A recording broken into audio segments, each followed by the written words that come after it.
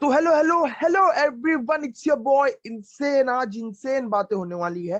कल इंडिया जीती, बार्सिलोना के transfer news, Darwin Nunez to Liverpool, उसके साथ ही साथ वापस बात करेंगे हम चुआमेनी टू रियल मैड्रिड की।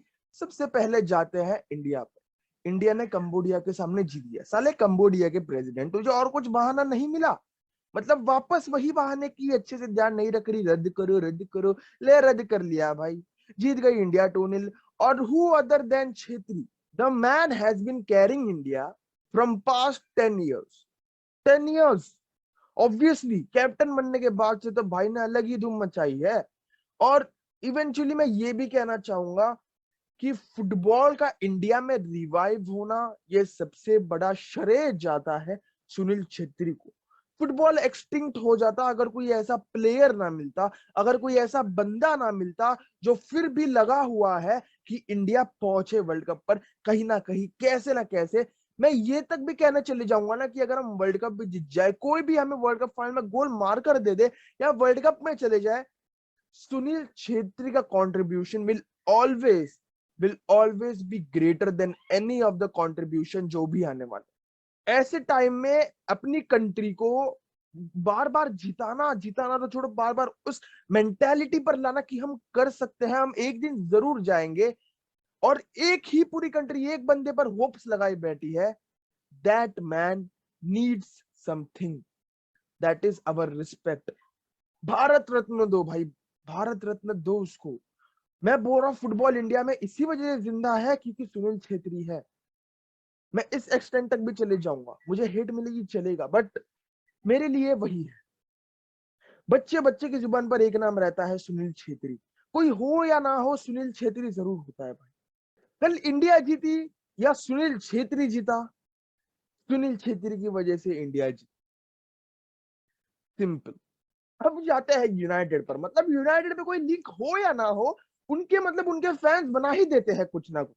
नेमार के लिए बना दिया, फ्रैंकी डियोंग के लिए बना दिया। अब फ्रैंकी डियोंग आएगा क्या नहीं वो भी नहीं पता।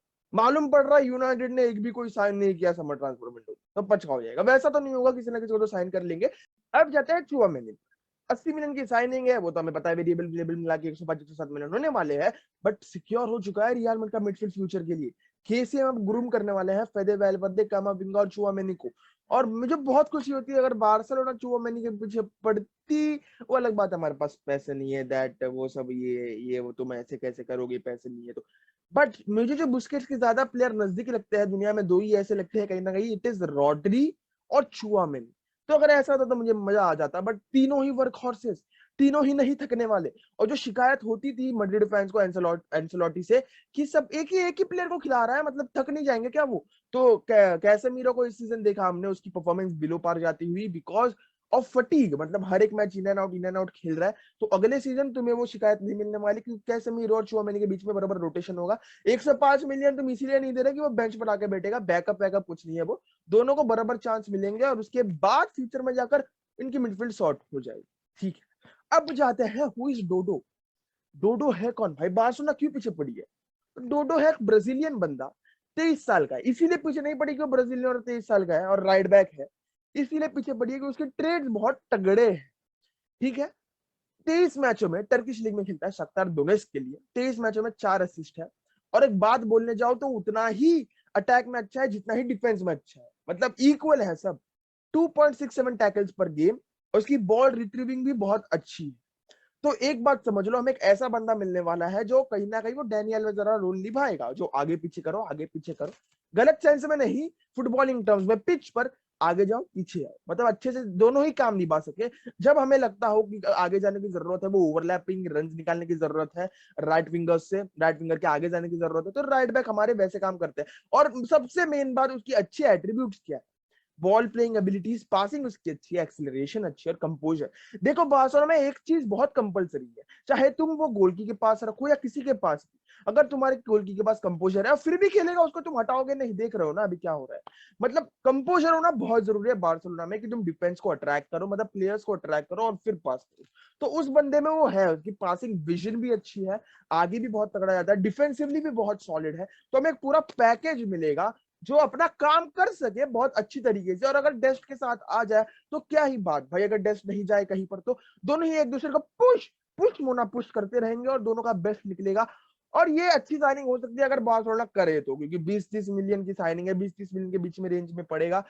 अगर ये हो जाए, फिंगर्स क्रॉस्ड हो जाए, बट हो जाए तो मजा आ जाए, क्योंकि एस्पिलिक्विटा भी आने वाला है, दोनों को अच्छे से ग्रुप भी कर सकता है। So we have our right back position या स्लॉट बुक्ड। अगर हो जाए तो मजा आ जाए। Then we go on to Darwin Nunez to Liverpool. ओ भैया वाह, डार्विन नूनेस इतने दिनों से मैनचेस्टर यूनाइटेड में जा रहा था, अचानक से लिवरपूल आ गया और लिवरपूल इसमें ब्रेक द बैंक करने वाले। मेरे हिसाब से 100 मिलियन का कुछ रिपोर्ट्स आया उसका।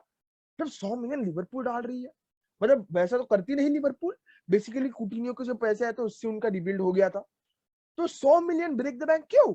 अब माने जा रहा है बायर्न म्यूनिख, ठीक है, तो अब उनको चाहिए एक लेफ्ट फिंगर तो है उनके पास, तो अब उनको चाहिए एक सेंटर फॉरवर्ड जो अच्छी तरीके से सब कुछ कर सके। और Darwin newness perfectly suits Klopp का सिस्टम। फिजिकल है, लिंकअप पे अच्छा और फिनिशिंग तो क्या ही तगड़ी है, और हैवॉक मचा सकता है अपोजिशन के डिफेंस में, जैसे कि हमने देखा था यूसीएल की कैंपेन में बार्सिलोना के सामने। तो ये कहने की जरूरत नहीं है, बट एक बार तुम्हें सिर्फ इनसाइट दे दिया मैंने, ठीक है। तो एक तगड़ा बंदा 100 मिलियन में, कहीं ना कहीं 80 मिलियन तक तो आ ही जाएगा लिवरपूल में। अगर हार जाता है तो Liverpool will be a deadly trio up front. साला रुकेगा शायद से, माने जा रहा है तो साला को रुकाएंगे वो लोग, और शायद से यहाँ पर लुइस डियाज खेले और आगे डार्विन नूनेस खेले। तो इनकी फ्रंट थ्री भी डेडली हो चुकी है और इन्हें देखने लायक होगा ही अगले सीजन। लिवरपूल कब नहीं होती देखने लायक भाई। तो चलो भाई यहीं पर लेता हूँ विदा, मिलूंगा आपसे अगली वीडियो में, तब तक के लिए good bye, take care, peace out, Barca and जय हिंद।